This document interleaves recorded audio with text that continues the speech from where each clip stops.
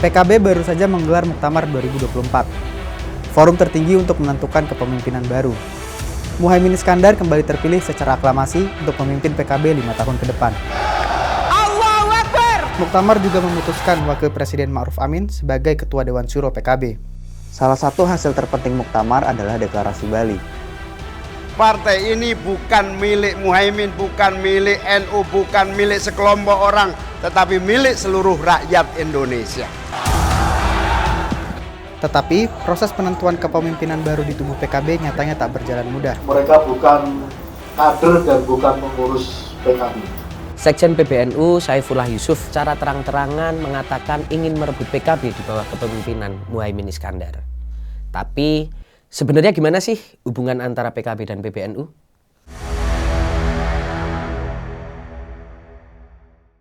Saya ingat 26 tahun yang lalu, PKB memang didirikan sebagai wadah untuk menampung aspirasi kaum Nahdliyin.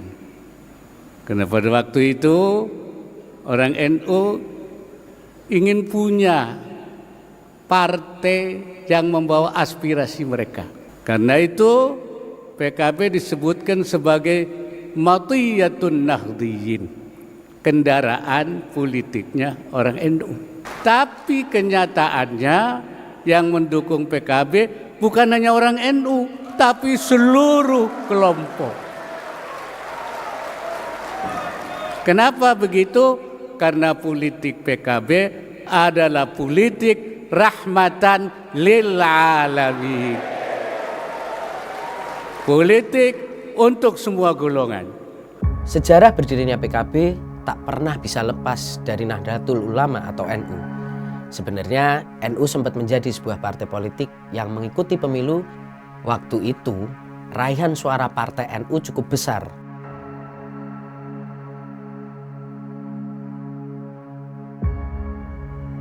Namun, setelah Orde Baru berkuasa, pada tahun 1973 NU dan 3 partai Islam lain dipaksa bergabung menjadi satu partai, yaitu Partai Persatuan Pembangunan atau P3. 11 tahun kemudian NU memilih untuk melepaskan diri dari P3 dan tidak mendirikan atau bergabung dengan partai politik yang lain. NU menggelar Muktamar ke-27 di Situbondo pada 1984. Hasilnya, NU kembali ke Hita 1926, yaitu NU sebagai ormas keagamaan dengan PBNU sebagai organisasi induknya dan tidak terlibat dalam politik praktis. Semenjak itu, wadah kekuatan politik NU praktis terpencar di partai-partai bentukan Orde Baru. Tapi roda politik berputar. Desakan reformasi yang meruntuhkan pemerintahan Soeharto pada Mei 98 membawa angin perubahan. Saya memutuskan untuk menyatakan berhenti.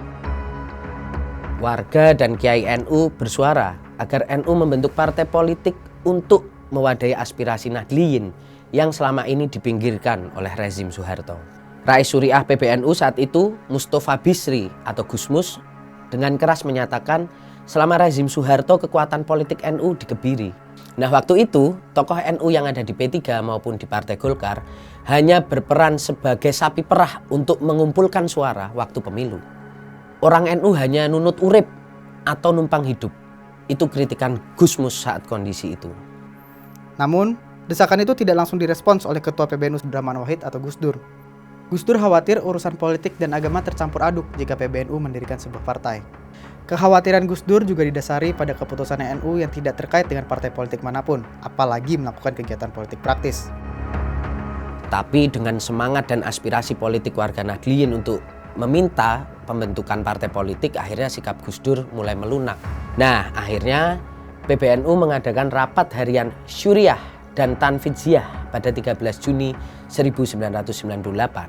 Apa hasilnya? Forum ini menghasilkan keputusan untuk membentuk tim 5 yang diberi tugas memenuhi aspirasi warga NU. Tim 5 diketuai oleh Kiai Haji Ma'ruf Amin dengan anggota Kiai Haji Dawam Anwar, Kiai Haji Said Akil Siraj, Rozi Munir, dan Ahmad Bagja.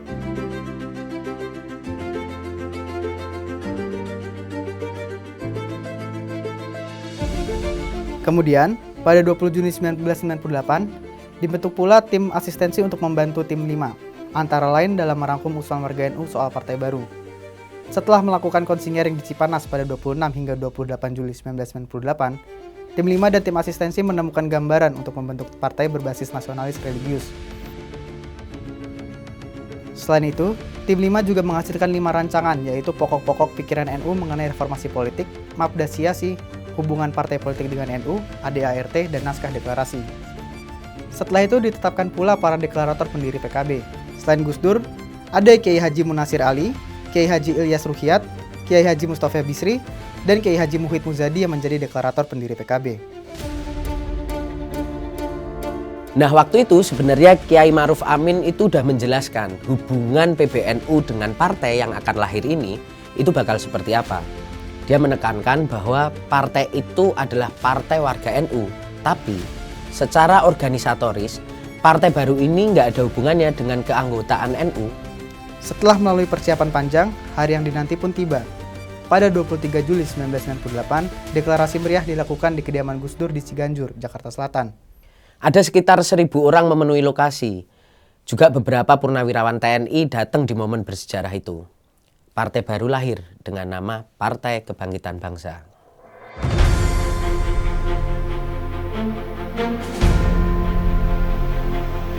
Deklarasi PKB bahkan dianggap yang paling besar dibandingkan 40 partai lain yang lahir setelah rezim Soeharto runtuh.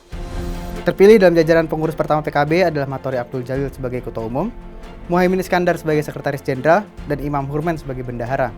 Nah, tapi sebagai partai baru, langkah PKB tentu juga nggak mudah. Jelang pemilu 99 terjadi peristiwa pembunuhan sejumlah dukun santet di Banyuwangi, Jawa Timur, wilayah dengan basis kuat warga NU. Para kiai NU waktu itu dituduh terlibat dan akhirnya juga menjadi korban pembunuhan oleh sekelompok orang yang sampai hari ini tidak diketahui. Saat itu, Ketua Umum PKB Matori Abdul Jalil mengatakan aksi tersebut bertujuan untuk melanggengkan kekuasaan karena ada yang tak rela ditumbangkan gerakan pro-reformasi. Di tengah hiruk-pikuk yang ada, PKB terus melakukan konsolidasi di akar rumput.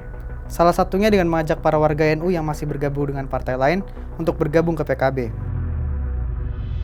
Nah, sosok Gus Dur juga berperan besar dalam persiapan PKB menghadapi pemilu 99. Gus Dur tampil dalam berbagai kampanye PKB dan meminta seluruh warga NU untuk mencoblos PKB. Hasilnya cukup mengejutkan. Pada pemilu 99, PKB berhasil keluar di posisi ketiga di bawah PDIP dan Golkar dengan raihan 13,3 juta suara.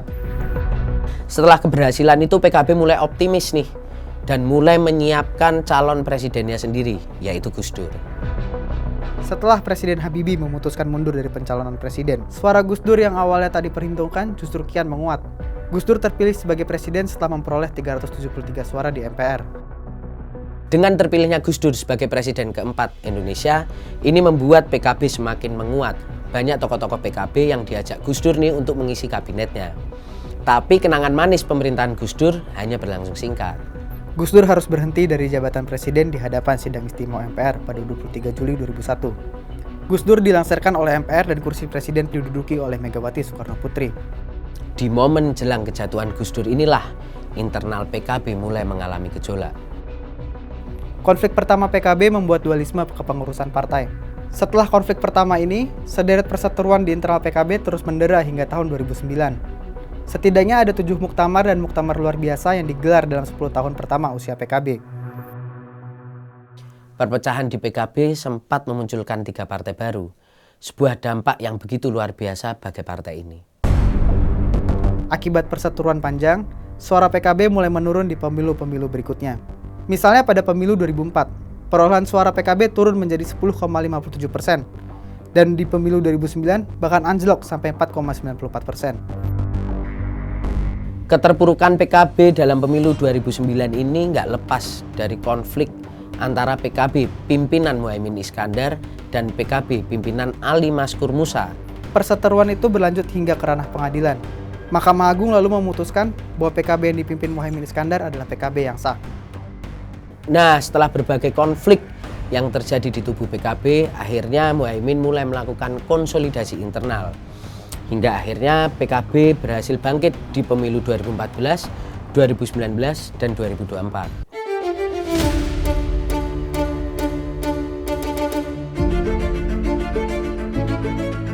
PKB kembali menunjukkan soliditasnya dengan meraih suara yang kian meningkat. Bahkan, Pada pemilihan presiden 2024, Muhaimin berhasil maju sebagai calon wakil presiden berpasangan dengan Anies Baswedan. Meski belum berhasil memenangkan kontestasi, tapi langkah yang diambil Muhaimin ini ternyata membakar semangat para kadernya untuk memenangkan pemilu 2024. Hasilnya, suara PKB melonjak signifikan. Berbagai kemajuan PKB membuat para kader meminta Muhaimin untuk kembali menduduki posisi sebagai Ketua Umum PKB setelah 19 tahun memimpin partai tersebut.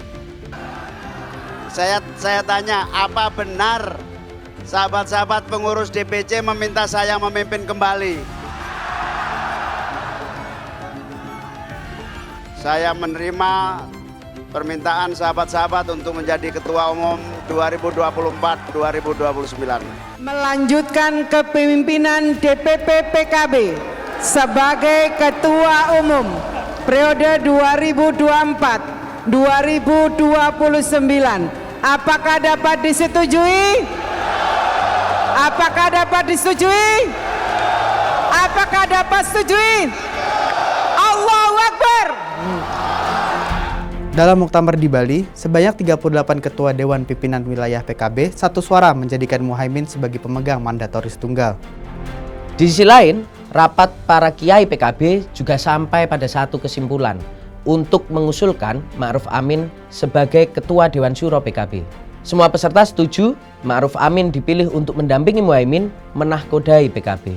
Alhamdulillah, 5 tahun terakhir ini bisa dibilang konsolidasi berjalan amat sangat berhasil, di mana soliditas, persatuan, kekompakan, sinergi, bahu-membahu amat sangat terasa di seluruh jajaran pengurus PKB yang saya cintai. Bahkan siapapun yang meragukan dan meremehkan PKB sebagai partai yang gampang diadu domba dan digoyah, saya perlu sampaikan, asumsi itu salah, karena kekuatan kita solid, kompak, bersatu. Selain melahirkan kepengurusan baru, muktamar itu juga melahirkan berbagai rekomendasi sebagai pegangan untuk langkah perjuangan PKB 5 tahun ke depan. Misalnya, sikap PKB yang menyatakan secara resmi mendukung dan bergabung dengan pemerintahan Prabowo Subianto dan Gibran Rakabuming Raka. Kemudian, muncul pula deklarasi Bali yang disusun atas berbagai masukan para kader. Deklarasi Bali dengan menyebut nama Tuhan yang Maha Kuasa. Hendaklah kalian menjadi kelompok yang mengajak kepada kebaikan, menyeru kepada kebajikan, dan mencegah dari kerusakan, dan mereka itulah orang-orang yang berbahagia.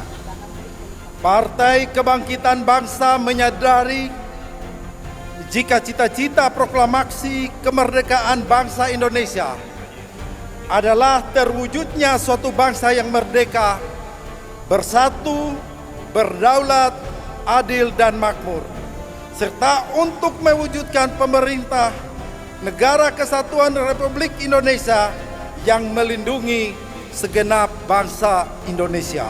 Secara garis besar, deklarasi Bali merangkum beberapa poin aspirasi seperti PKB merupakan partai politik yang bergerak dan beroperasi sesuai konstitusi dan undang-undang partai politik.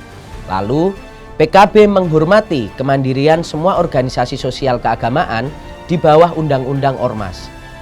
Deklarasi Bali pun menegaskan kembali bahwa PKB adalah partai yang independen, berdaulat, disiplin, serta tidak bergantung kepada siapapun dan berpegang teguh pada nilai kebangsaan. Deklarasi Bali juga berisi pesan bahwa PKB terbuka untuk semua kalangan suku, agama, ras, dan golongan apapun. Tagline-nya, PKB for all and for the nation. Deklarasi Bali menjadi benang merah dari lika-liku kisah perjalanan PKB selama 26 tahun keberadaannya, sekaligus merangkum semangat, pesan, dan pengingat dari para pendirinya tentang posisi dan peran PKB sebagai sebuah partai politik. Dengan rekam jejak panjang sebagai partai warga Nahdliyin, PKB terbukti mampu bertahan dan melalui proses pendewasaan sebagai sebuah organisasi. Lewat muktamar dan deklarasi Bali, partai yang menjadi anak kandung reformasi ini ingin bertransformasi dan bertumbuh menjadi solusi atas berbagai tantangan bangsa.